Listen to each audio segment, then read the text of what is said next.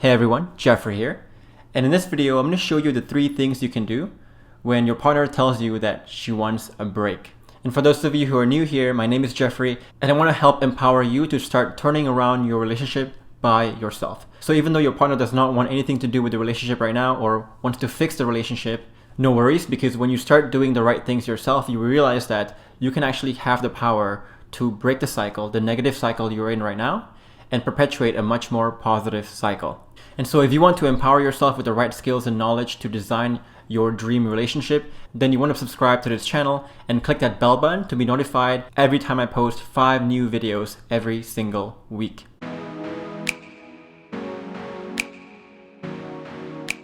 And the word "she wants a break," that's a very, very common thing in my practice. And a lot of people face this issue, especially when the relationship has been struggling for a very, very long time. And I understand that in these moments, it can be very panic-inducing, it can be very confusing. And so in this video, I'm going to try to be as thorough as possible because I want to make this your one-stop shop for everything you need to do when your partner tells you that she wants a break. And so the first thing you need to understand when you're in this situation is you kind of have to do a lot of things that go against your instincts, go against what you initially want to do. And what I mean by that is the first thing that you don't want to do is to try to gain control of your partner, to take control of your partner. So most people, when they're in this position, the first thing they do is they either beg, they plead, or they force their partner to come and talk to them, to have a conversation, or to just come back. And perhaps you even start hating them, you start getting angry at them. But understand that love, especially romantic love, is a very, very emotional thing. With emotions, you can't force someone to feel something. You can logically convince someone to kind of do something, but you can't logically convince someone to feel something for you. And in fact, as we'll talk about later, this will actually push your partner further away and get you further away from getting the results that you want. So the last thing you want to do is to beg, plead, force, or get angry or react in a bad way when your partner tells you that she wants a break. So you're going to feel all these emotions. I get it. We're all humans after all. You can feel them. Let yourself feel them, but don't act on it. So for now, just give them the space that they want. No texting, no calling, no contact whatsoever. Just give them the space that they want. And that is really the best thing you can do. And the number one question I get is, what if I give her space and she ends up leaving or she ends up deciding that she wants to leave? You have 2 options here. First option is you give them the space. Second option is you don't give them the space and you kind of pull them in and force them to have a conversation with you or to stay in the relationship. Now, let me explain to you why the second choice can actually backfire on you and why this first choice is really the best choice that you have and the best shot you have in recovering this relationship. To understand why begging or pleading or reacting in a bad way can be really, really damaging at this point, let's understand why she wants to take a break in the first place. Let's understand what went through her mind. What was the sequence of events that led her to decide, I want a break? So it always begins with some conflict or some difference that happens in your relationship. And whenever your partner brings up these conflicts or differences, it almost always starts with you reacting badly in some way. So maybe you get impatient. Maybe you get angry. Maybe through your responses, you fail to show that you really understood what she was facing. Or maybe that whenever she brings up a conflict, you never come to any good resolution about it. Instead, it always ends badly. So it always ends in some argument. It ends in, you having the silent treatment for days or weeks on end. And if this cycle just keeps happening, then what happens is the number one ingredient, which is emotional safety, gets destroyed. And your partner begins to learn that, whenever there's a gripe, whenever she's unhappy about something in the relationship, it might be better to just keep it to themselves than talk to you, because when they talk to you, it will never ever end well. And so over time, she'll start to bring up things to you, all the gripes, all the pent-up stuff, all the conflict she has in the relationship. She'll bring it up less and less and less. Now, it doesn't mean that she's not feeling those things. She's still feeling those things deep down, but she's just not expressing it. And if she does express them to you, then she will express it in a very, very explosive way. So maybe she gets really defensive and gets really angry. She is very quick to storm off and walk off, or very quick to say very mean things to you. Because when there's so much stuff that is pent up, it will never come out in gentle streams. It will always come out in this explosion because there's just so much stuff that is brewing underneath there. And most likely, whenever she reacts this way, you're also going to react badly as well. And so this perpetuates the negative cycle over and over again. And as the cycle continues, over time, a lot of bitterness grows. And along with bitterness, a lot of hopelessness grows. So whenever I'm dealing with someone who says that they want to break, what they're really saying is this, that they want to save the relationship. They want to get the loving feelings back. They want the relationship to be happy again.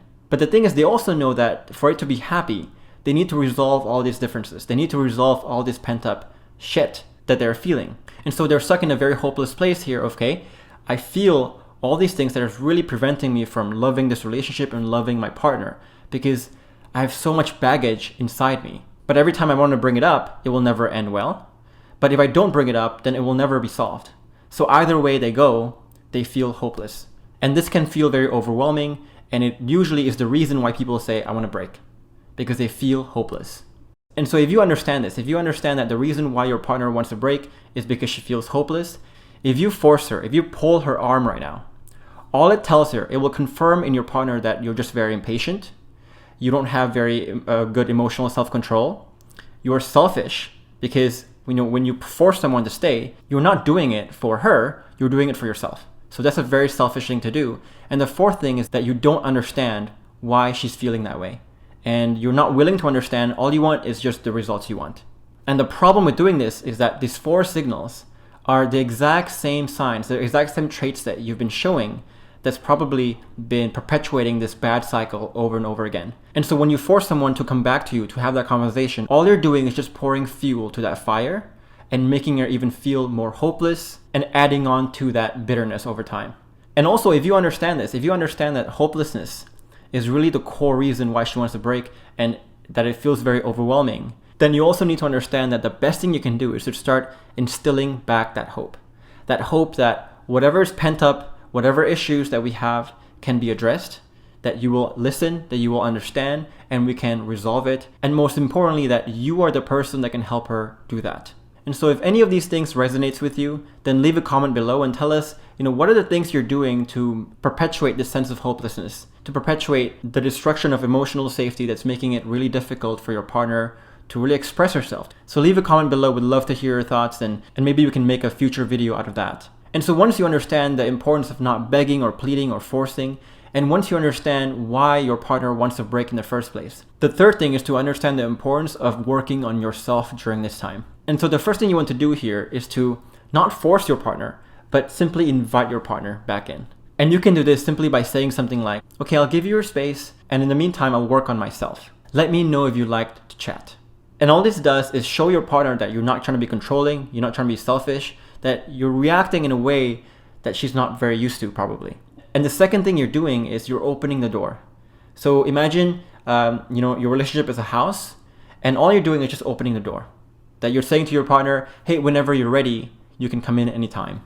And usually she will come back. Your partner will come back because one, the distance will actually start to heal her emotions. And the second thing is she's going to be quite curious. Did you really mean what you say when you work on yourself? And so she's curious about that, and she will eventually reach out to you by giving you a text that says, how are you? It can be very simple text like that, but any form of contact that you get means that your partner is ready to come back to you.